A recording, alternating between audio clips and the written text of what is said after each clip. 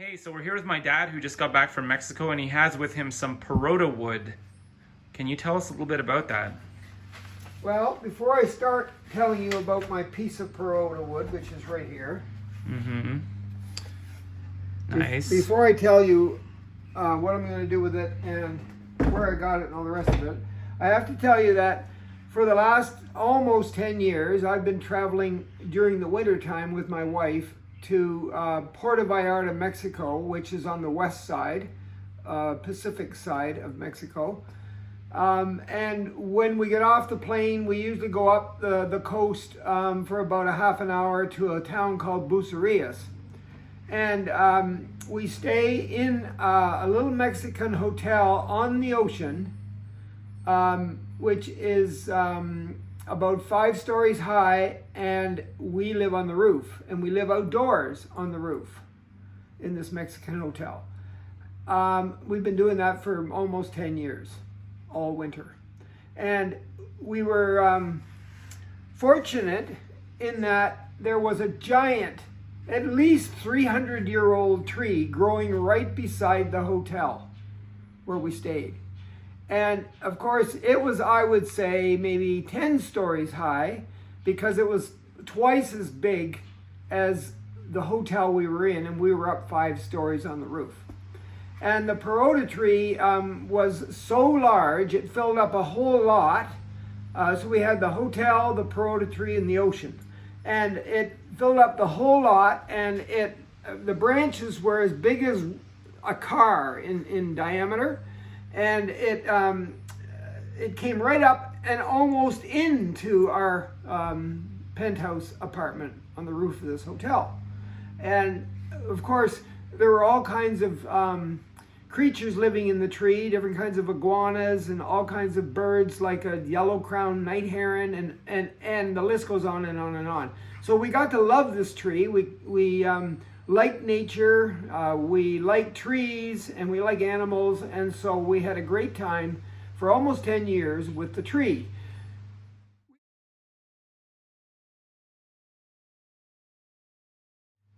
We learned lots about the tree. I made many videos about the tree and everything that lived in the tree. And anyway, this past winter, when we were there, we had just arrived, and I guess you would call them a tree cutting company, came with a crane and a couple of men and chainsaws, and they were ready to cut the tree down. I just heard that maybe they're not pruning the tree. They're cutting the whole damn thing down. It's only been here 500 years. Then they're going to rip it up. Take all that junky buildings away and build a big, beautiful new hotel here. Fill it up with lots of tourists. Because the people who own the property that the tree was on wanted the tree gone so they could sell the property easier. Next to the ocean, needed a nice, flat, clear piece of land so they could get top dollar for that property, and they didn't want a giant tree on it. So they didn't really care about the tree. They just hired this company, and the people came to cut it down. So we watched them cut the tree down from the top to right to the ground, and it took them a little bit more than a month, working every day. They used, basically, one giant chainsaw to do this.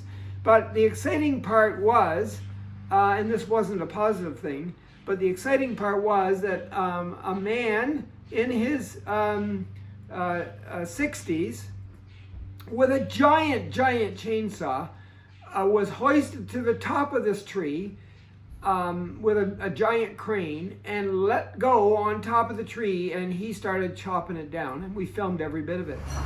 He's coming down, I think.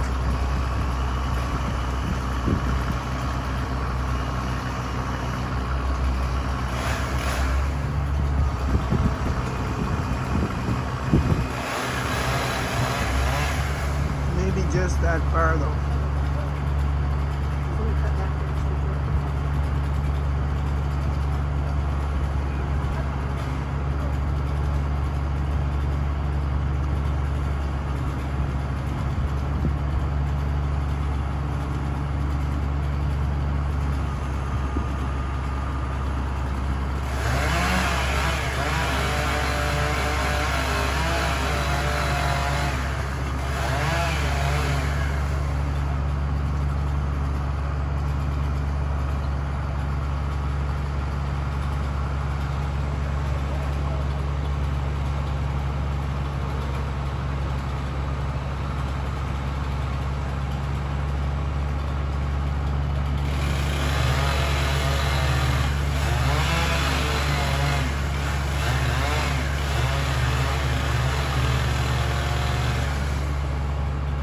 think he's going down.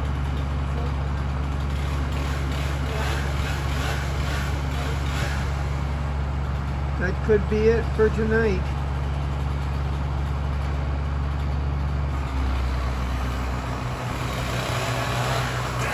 The sun is setting too.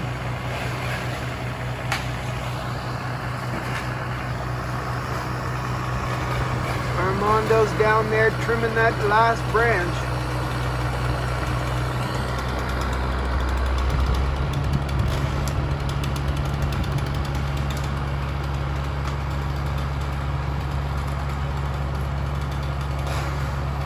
Until tomorrow. So I did make a movie of it, and maybe the address to the movie will be in the description. Yeah. But anyway, so we were so upset that we thought maybe we could get a little piece of the Parota tree to take back home.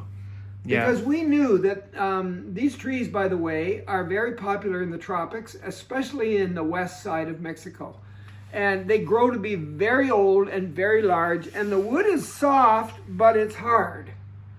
I mean, there's a question for you, right? It's soft, but it's hard. Yeah. And I looked it up many times to find out all about the tree, and they used the wood for the tree to make ships.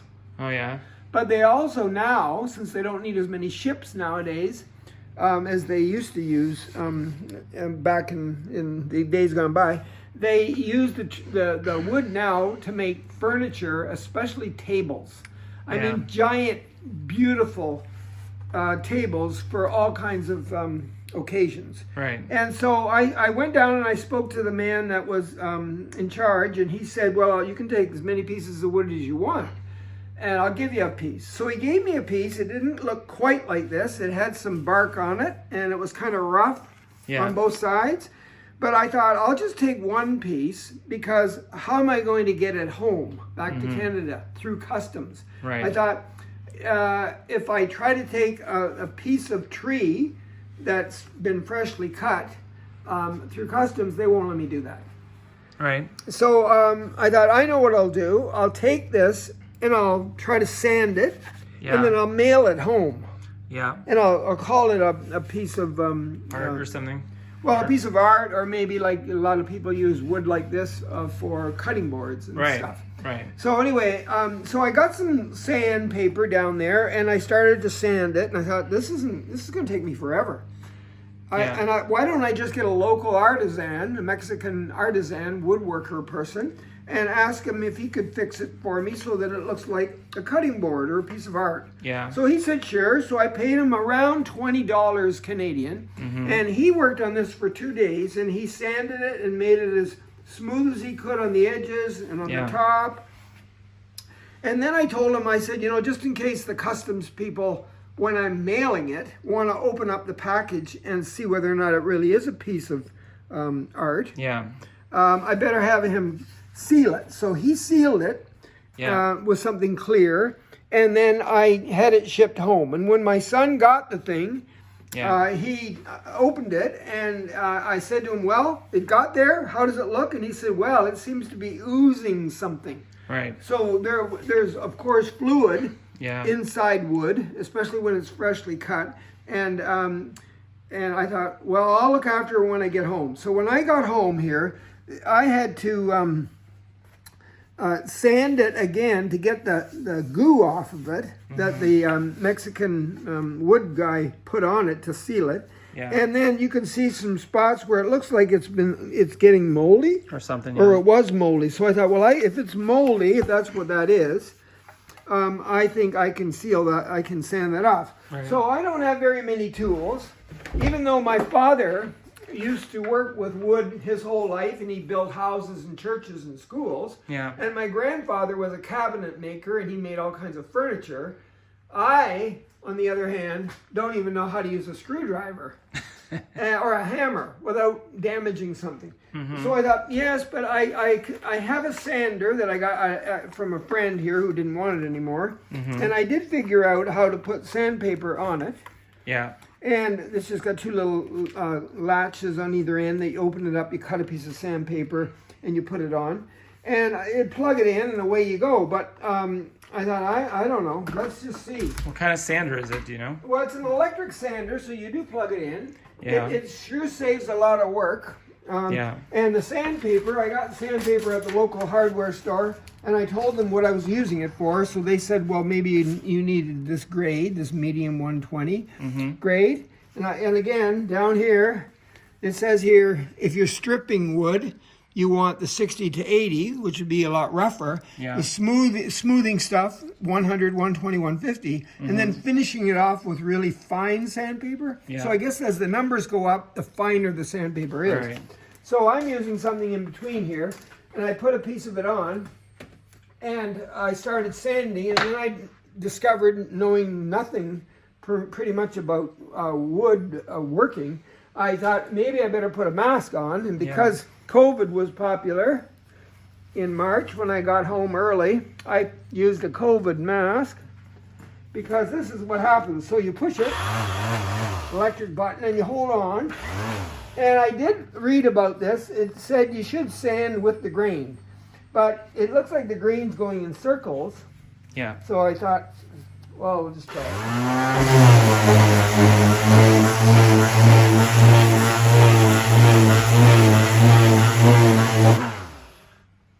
And it is dusty, and you don't want to breathe in any kind of dust. So that's why the mask. And then I tried it. And as you're sanding, you got to put a lot of pressure on it. When the sandpaper looks like it's wearing out, you just change it.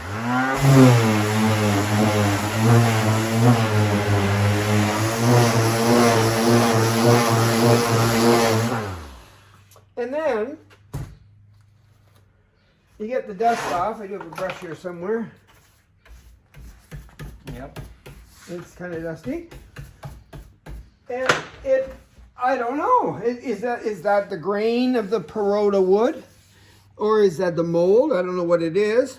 But it sure is nice and soft and smooth. Yeah. Because I have worked at this a little bit. Yeah. And I sanded the edges, and so you can't cut yourself on it. And of course I'm not done, because I was told that for wood to cure after it's been cut fresh from a tree, it needs to sit outside in the sun, and it needs to sit for months. Yeah. And then once all the goo that's inside is out of it, now I'm coughing because of the dust. Once it's all out of it, then you can sand it and seal it, and everything will be fine. So anyway, that's my piece of wood. And I'm going to work on it. And I'm going to let it sit around for about 6 months over the summer and maybe the fall anyway. And then I'll sand it and I'll baby it, and I'll put some kind of a clear coat on it to seal it when I'm all done. Yeah. And then it'll go in my house somewhere. Nice. And that's all I know, but I do know that the Parota trees are sacred in that part of Mexico. I mean, people value them, but why on earth would the town even allow this very ancient tree to be cut down? Yeah, I don't know. And they did. To put up apartments or something. Yeah, well, they're gonna sell the land easier, and then who knows what they'll build on that land, but the tree's gone. Yeah. The people that did do the work, though, we did interview the man who did the chainsaw work. Yeah. And he told us that he was 63, I think. And to watch him walk on this giant tree without too much security, without a safety harness or anything, was daredevil. amazing. And he was, remember, 10 stories up, and 63, and he had ordinary running shoes on. But to watch and carry a chainsaw, to watch him do this, I thought, I've got to find out more about him. So he told myself and my wife that he lived in the mountains, and there are a lot of Parota trees and other trees up in the mountains that they use for all kinds of reasons. And he said, I've cut down many, many trees bigger than the one that we were living beside with no help. He said, with no help, except I had a chainsaw. He said, but I never had a crane to hoist me up. I had to crawl up to the top of the tree. And he said, and the Parota wood is really, really great wood to use to make into something. If you know what you're doing. Cool. We'll have 3 questions for you. One is, how much does that thing weigh? I'd say maybe 8 or 9 pounds. Doesn't look too heavy. No, 8 or 9 pounds. So it's got some heft to it, but Yeah. it's not the lightest, it's not the heaviest. It's just sort of a nice. And of course, you got to remember, if the branches of this tree were as round as your car, Yeah. if not maybe rounder, they were. If you watch the video I made of them cutting it down, it's called "Cutting Down a Parota Tree in Mexico." I'll link to it. Yeah, if you look at the size of it, you're gonna go, holy cats! Would that ever make beautiful furniture or tables? Yeah. If some wood carver really knew what they were doing and designed it whatever way they wanted to do it, and it would be very expensive. Okay, what part of the tree did it come from? This piece, Yeah. just one of the branches, So up somewhere, somewhere not near on the ground. tree. You'll have to watch the movie; you won't believe it. Yeah. And what was the other thing? So the guy, okay, so you said that you paid the guy to do the carve it out like that, Yeah. but did you just ask for it and they just gave you that, or how did you get Well, it? they gave me a piece of wood, and the Mexican wood carver, he carved it into this shape, Right. and then he sanded it and sealed it. But they just gave you that They just gave me a piece of wood. because you asked for it. Yeah, That's just why. because I was so impressed with the way they were cutting the tree down. I knew that the people that were doing the cutting, I knew that they cared about the tree, but they couldn't do anything about that. Right. If it wasn't them, somebody else would have cut it down. Let's see a little close up And here. I even bought them lunch one day. And got a chance to talk to them, and then from then on they were super nice to me.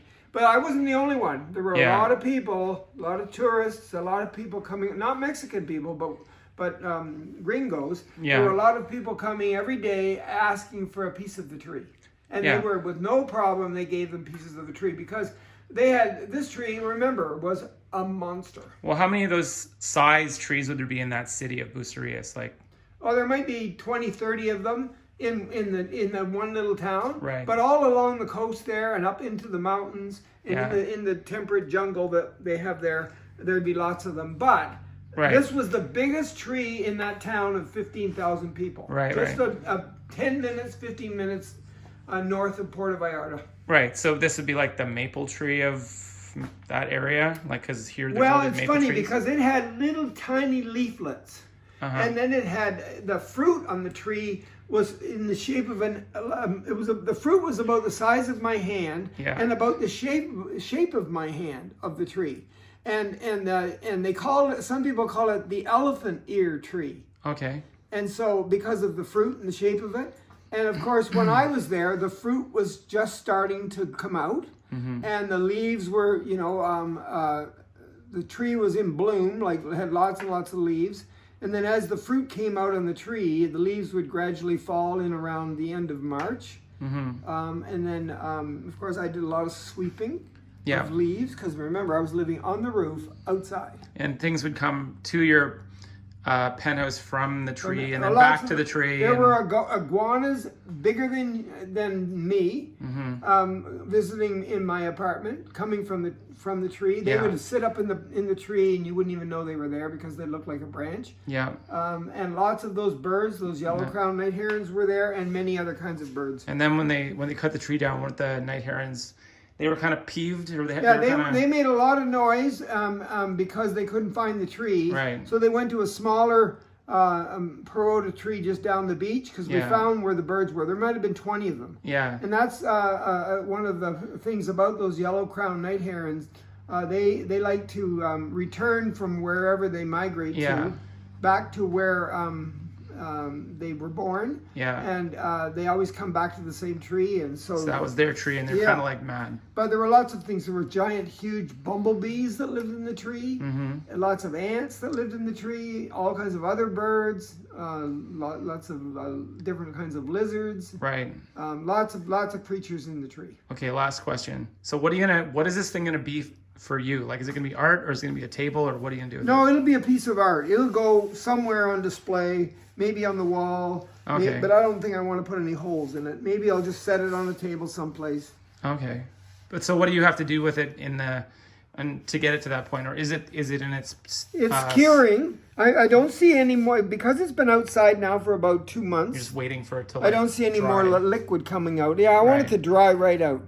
Gotcha. But every once in a while, I'm going to sand it. I think I'll get the edges a little smoother. And you're not going to glaze it or? I might. I don't know yet. Not sure. I don't want it to.